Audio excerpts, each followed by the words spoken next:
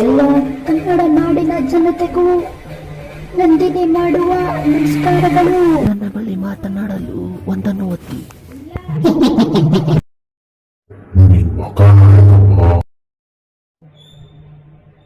ಗೂರ್ಖಾ ತೆಗೆಯಬೇಕೆಂದರೆ ಎರಡನ್ನು ಒತ್ತಿ.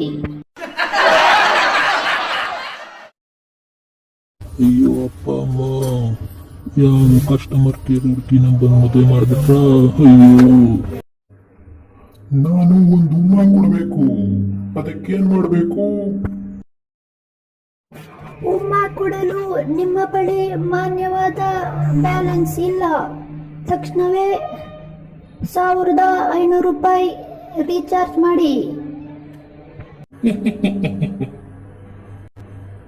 ಯಪ್ಪ, ಎಲ್ಲಿ ಬಂತ ಕಣ್ಣ?